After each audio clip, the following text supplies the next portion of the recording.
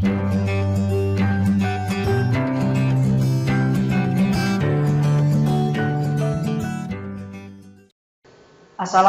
warahmatullahi wabarakatuh. Perkenalkan, nama saya Imam Supardi. Di sini saya akan menjelaskan materi geografi kelas 10 semester 2 bab 6 tentang atmosfer dan kaitannya dalam kehidupan.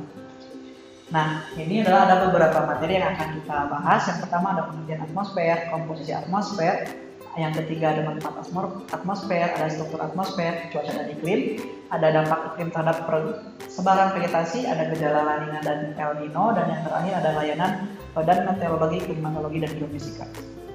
Nah, yang pertama adalah pengertian atmosfer. Nah, atmosfer berasal dari bahasa Yunani atmos yang berarti uap dan sfera yang berarti lapisan. Jadi atmosfer adalah lapisan udara yang melindungi bumi.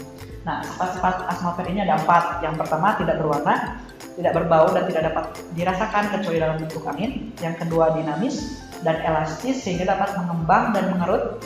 Yang ketiga transparan terhadap beberapa bentuk radiasi, dan yang keempat mempunyai berat sehingga dapat menimbulkan tekanan. Nah, komposisi atmosfer. Nah, komposisi atmosfer ini kebanyakan yaitu adalah nitrogen 78%, sedangkan oksigen hanya 21%, argon 0,9%, karbon dioksida 0,3%, dan neon, helium, nitrogen monoksida, hidrogen, dan gas-gas lainnya ini bisa dari volume yang tadi. Nah, manfaat atmosfer. Yang pertama sebagai sarana pernapasan dan pembakaran, karena tanpa angin atau tanpa atmosfer kita tidak bisa bernapas dan melakukan pembakaran. Kemudian yang kedua, memungkinkan terjadinya awan karena udara mengandung uap air yang mengembun membentuk awan dan menghasilkan hujan. Yang ketiga, sebagai perlindungan manusia dari sengatan sinar matahari. Adanya udara menyebabkan suhu bumi tidak terlalu tinggi pada siang hari dan tidak terlalu rendah pada malam hari. Lapisan udara melindungi bumi dari jatuhnya meteor. Nah, sekarang kita bahas struktur atmosfernya. Ilmu yang mempelajari atmosfer khususnya bagi bagian bawah disebut dengan meteorologi. Atmosfer mempunyai ketinggian lebih dari 20 km dan lebih dikenal dengan aeronomi. Nah, berdasarkan strukturnya, lapisan atmosfer itu terbagi menjadi 5. Ada troposfer, stratosfer, mesosfer, termosfer, dan eksosfer. Nah, ini merupakan ketebalan dari setiap lapisan atmosfer. Yang pertama itu lapisan troposfer. Lapisan troposfer adalah lapisan yang paling bawah, ketinggiannya 0 sampai 10 km di atas permukaan laut. Nah, troposfer merupakan lapisan di mana terjadinya gejala cuaca dan iklim. Jadi segala jenis cuaca di permukaan bumi adanya di lapisan troposfer. Kemudian ada stratosfer. Nah, stratosfer ini adalah lapisan sebelum lapisan sebelum stratosfer itu ada lapisan tropopause. Nah, lapisan tropopause itu adalah lapisan peralihan dari lapisan troposfer ke stratosfer. Kemudian lapisan troposfer ketebalannya 40 km. Nah, di stratosfer ini suhu akan menjadi sangat dingin. Kemudian ada lapisan mesosfer. Nah, ketebalannya 50 km. Ada termosfer, ketebalannya itu 300 km. Selanjutnya, nah, bisa dilihat ini fungsi dari setiap lapisan di gambar. Ada termosfer itu ada di Gunung Everest 0 sampai 20 km, dan biasanya si pesawat ataupun harus berada di atas dari permukaan troposfer karena di troposfer ini gejala cuaca sangat mendominasi. Kemudian ada stratopause, lapisan peralihan. Terus ada stratosfer. Nah, stratosfer ini adalah lapisan di mana balon cuaca, kalau dicontohkan ini balon cuaca yang mengudara ya. Kenapa? Karena tidak di troposfer, karena kalau di stratosfer ini gejala cuacanya sangat ekstrim. Kemudian ada di troposfer, stratosfer, mesosfer. Nah, kalau mesosfer ini adalah lapisan di mana lapisan yang melindungi bumi dari jatuhnya meteor. Kemudian ada termosfer. Nah, kalau termosfer ini adalah di mana lapisan banyak sekali satelit buatan manusia yang berrotasi di lapisan tersebut dan merupakan lapisan ionosfer, di mana lapisan tersebut adalah lapisan untuk memantulkan jaringan atau memantulkan gelombang elektromagnetik seperti itu. Dan kemudian lapisan eksosfer adalah lapisan yang paling atas. Nah, sekarang cuaca dan iklim. Nah, cuaca dan iklim ini terjadinya di lapisan troposfer. Nah, cuaca pengertiannya adalah keadaan udara pada suatu saat dan pada suatu tempat atau daerah yang relatif sempit. Sedangkan kalau iklim adalah keadaan atau relatif cuaca yang wilayahnya relatif luas dan waktunya dalam kurun waktu yang sangat lama, biasanya 30 tahunan. Nah, ilmu yang mempelajari cuaca adalah meteorologi dan ilmu yang mempelajari tentang iklim adalah klimatologi. Nah, di sini saya memasukkan dua jenis unsur-unsur cuaca dan iklim. Sebenarnya hampir sama. Ada yang menyebutkan 6 unsur cuaca dan iklim dan ada yang menyebutkan 9 unsur cuaca dan iklim. Di sini saya ambil yang simpelnya saja karena radiasi lamanya penyinaran matahari ini masuk ke suhu. Jadi ada 6. Yang pertama ada suhu, tekanan udara, kelembaban, angin, curah hujan dan awan. Kita bahas satu-satu.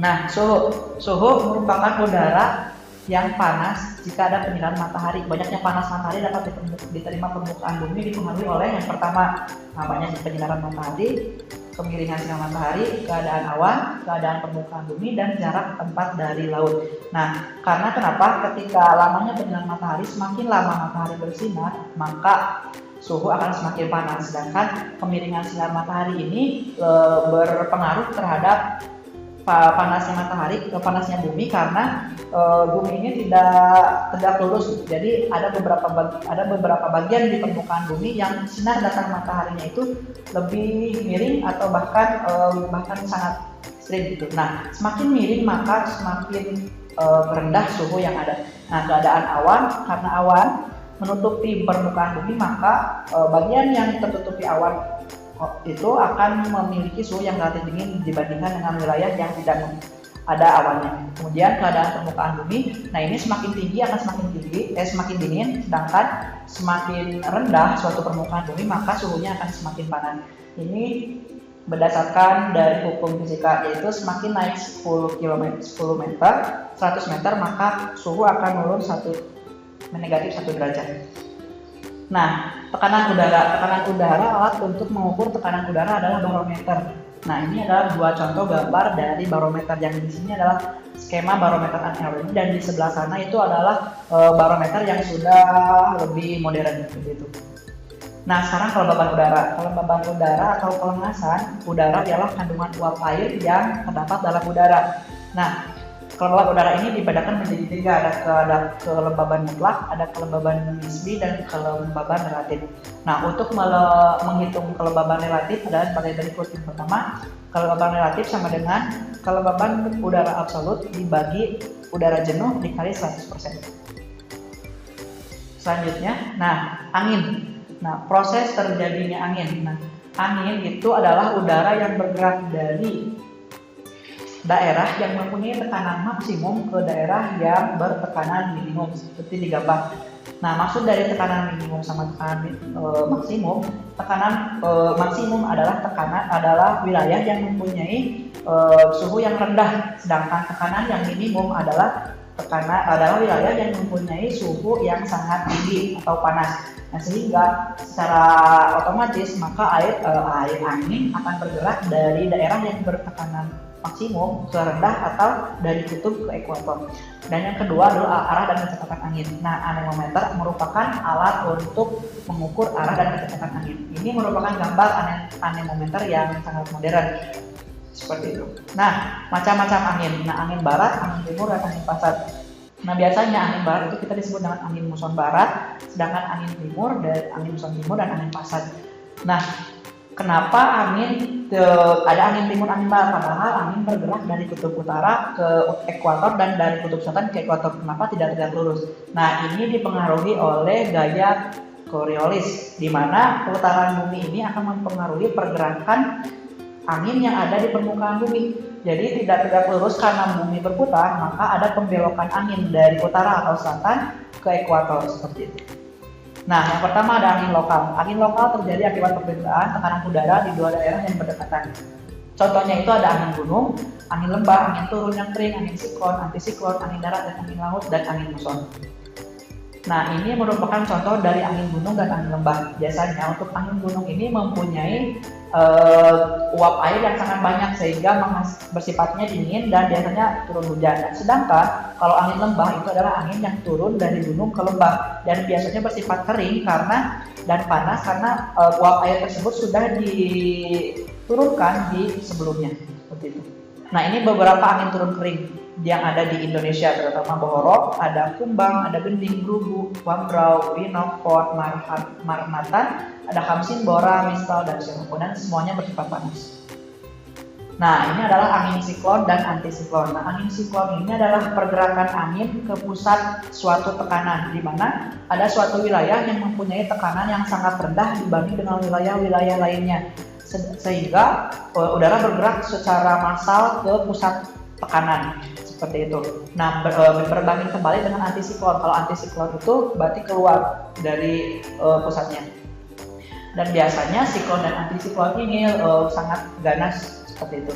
Nah, selanjutnya angin darat dan angin laut. Nah, di sini ada dua gambar, ada nomor 1 dan nomor 2. Mana sih yang angin darat dan mana yang angin laut? Nah, nomor 1 merupakan angin laut, ya, angin yang berhembus dari laut ke darat dan biasanya terjadi di siang hari. Kenapa terjadi di siang hari? Karena kan tadi dijelaskan bahwa panas matahari atau panas di permukaan ini lebih panas daripada di perairan, tapi air itu bersifat menyimpan panas sangat lama, seperti itu, sehingga pada siang hari angin bergerak dari laut ke darat, sedangkan pada malam hari disebut dengan angin laut, angin darat, karena dari darat ke laut. Nah, biasanya ketika malam hari angin ini dimanfaatkan oleh para nelayan untuk pergi berlayar, karena ini pada zaman dahulu, tidak berlaku untuk sekarang karena sekarang sudah banyak mesin. Pada zaman dahulu ini, para nenek moyang berlayar itu pada malam hari karena memanfaatkan angin yang bergerak dari darat ke laut.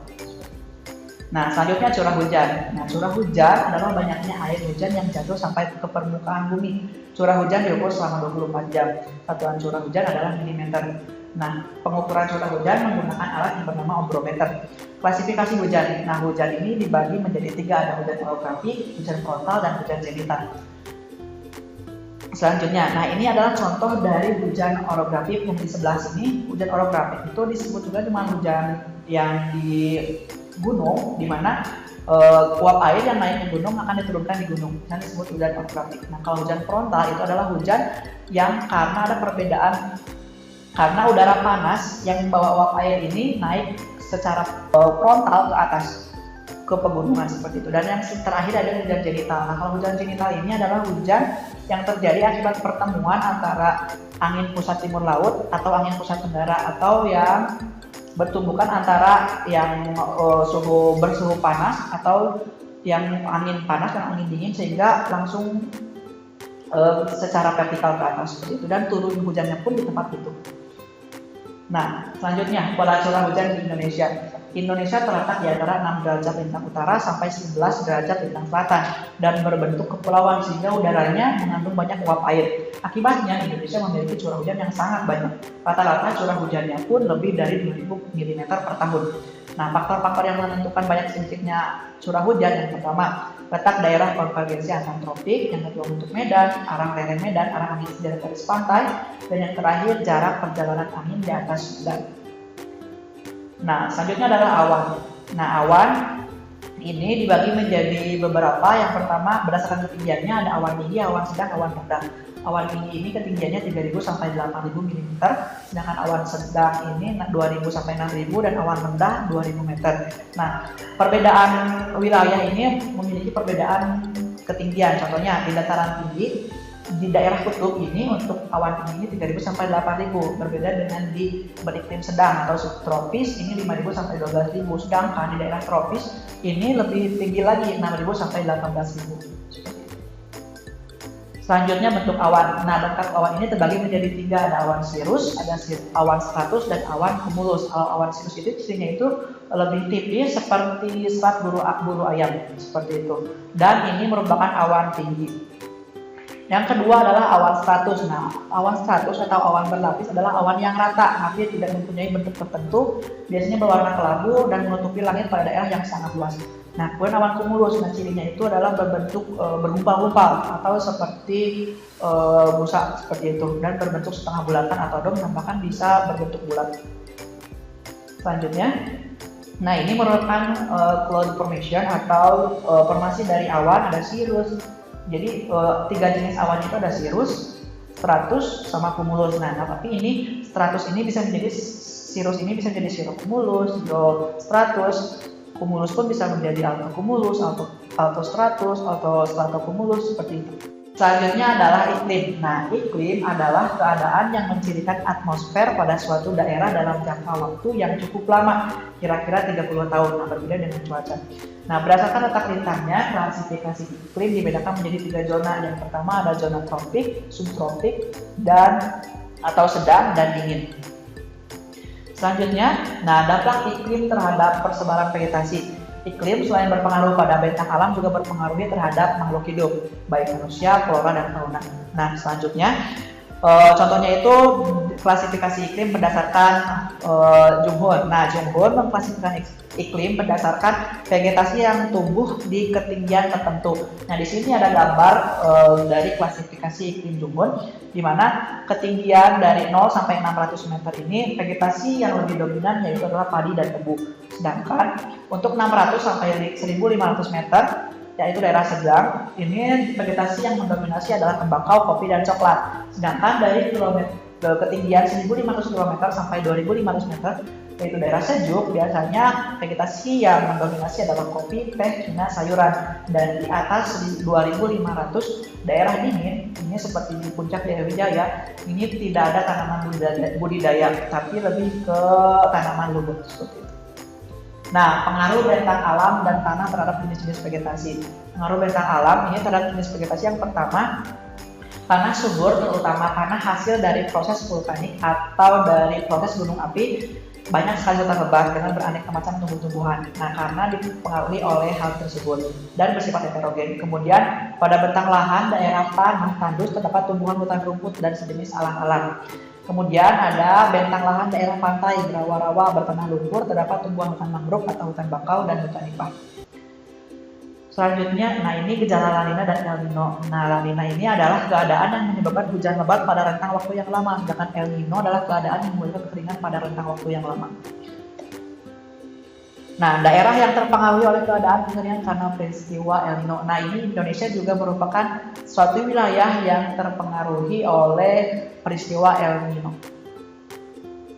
Nah, ini merupakan pelayanan dari badan yang mengawasi cuaca dan iklim di Indonesia terutama, yaitu BMKG. Nah, tugas dari BMKG ini yang pertama mengamati, memahami fenomena meteorologi dan klimatologi, kualitas udara, geofisika. Artinya BMKG ini melakukan pengamatan, baik pengumpulan data secara teratur, lengkap dan akurat mengenai memahami karakteristik meteorologi, klimatologi, kualitas udara, geofisika. Data ini digunakan untuk membuat perakiraan dan informasi yang akurat. Nah, selanjutnya menyediakan data, informasi, dan jasa meteorologi, klimatologi seperti tadi.